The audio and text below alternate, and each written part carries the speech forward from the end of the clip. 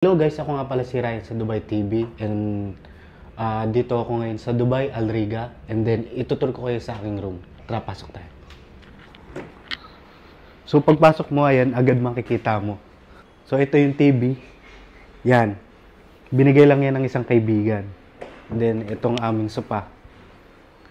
And then may ano pa, dalawa yan eh. Dalawa pa yung maliit niyan eh. Ito yung isa. And then ando naman sa balcony yung isa. Yan. And then, siyempre, dito sa Dubai, hindi ka mabubuhay kung wala kang microwave. Siyempre kasi, di ba, usually kami kasi, lagi kami nagbablog sa labas sa mga pagkain, kaya laging may takeaway. Ito may kita niyo. Wala na, bawas na eh. Ito na lang. Oh, meron pa yan. From Chinese Star Restaurant. Ayun, may mga gulay pa yan sa loob. Ito yung mga apple nung New Year pa yan eh. And then, ito yung freezer, walang laman. Wala pang sweldo. So, ito, pinasok namin yung lalagyanan namin ng plato. Ng platuhan kasi masyado nang crowded dun sa kusina kaya hindi na kami nakikigamit. Makikigamit kami ng kusina kapag maghuhugas ng plato, magluluto, syempre. Pero soon, baka bumili kami ng induction para dito na lang kami sa loob magluto. And then ito ang aming built-in cabinet. Yan, tara. Huwag mo na ipapakita ito kasi mga underwear. Ito, jacket. Mga nakahangyan kasi hindi mo lang pwedeng tupin niya kasi yung kakapal niyan mapupuno agad eh.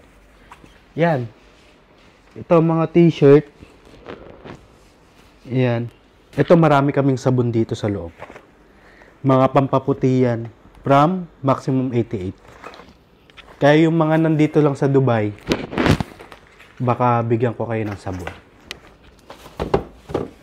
Kaya yan, walang laman yung labahan namin kasi naglalaba kami.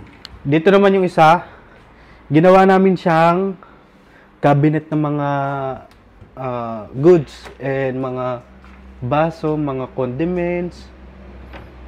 Ayan, mga kagamitan sa pagluluto. Siyempre ito mga bag namin, no, maliliit. So tara, saan pa tayo? Ito naman ang aming bed. Double size to, no? Dito tayo sa balcony. So siyempre hindi ka Pilipino kung wala kang sinampay. Naglalaba kasi kami. Siyempre, may magtatanong kung magkano yung room na binabayaran namin dito is nasa 3,000 dirhams. Kumbaga, nasa peso is nasa 45,000 pesos. Ito lang room na to Alam nyo ba guys, ito, kwento ko sa inyo. Nung pagpunta namin dito sa UAE, sa Abu Dhabi muna, nagstay kami parang 1 night or 2 nights. Nag-transfer na kami dito sa Dubai. Dito naman kami sa Dubai nag-partition. Una yung partition namin. Napakaliit talaga. Yung alam mo yung konting kaluskus mo lang parang maririnig na ng kabila. Kaya kami kasi nagla-live kami tsaka nagba-vlog. Hindi pa pwede mag-vlog sa mga partition kasi maririnig ka sa loob, maingay. Kaya ito, kumuha kami ng room. Nakakaluwag-luwag din. Yan. So, sa mga nagtatanong kung magkano ba ang partition dito sa Dubai, usually naglalaro lang siya nasa 1,500, 1,800 or hanggang 2,000. Yun lang po yan Ito namang room, ito nakuha namin. Pinakamura na nga itong ganitong room 3,000. Usually kasi nung naghahanap kami ng room, nasa 3,500 siya, 4,000, nasa 5,000. Pero malalaki naman siya, tsaka malaki din ang balcony with bathroom. Yun naman po yun. And then kung sa bed space naman siguro para naman yun sa mga nagtrabaho, bahay lang. Yun lang yung suggest ko. Ito naman guys, kapag mag-edit ako ng video, mag-graphics, ayan yung trabaho ko, dito ako upo. Ayan. Ito ang akin laptop Daming sticker. Sa totoo lang kasi itong sticker na to, galing to sa Bastigo. Ay, ang Tumblr na yan, may mga customized stickers kasi siya. Sabi ko, parang ang daming sticker, kaya yan, kinabit ko na lang sa MacBook.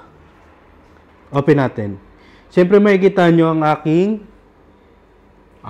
page. yung cover ko sa Facebook page ko. Ryan sa Dubai TV. And then sa akin TikTok, Ryan sa Dubai. Wala lang siyang TV. Pakipollow po ako sa aking Facebook page, Ryan sa Dubai TV.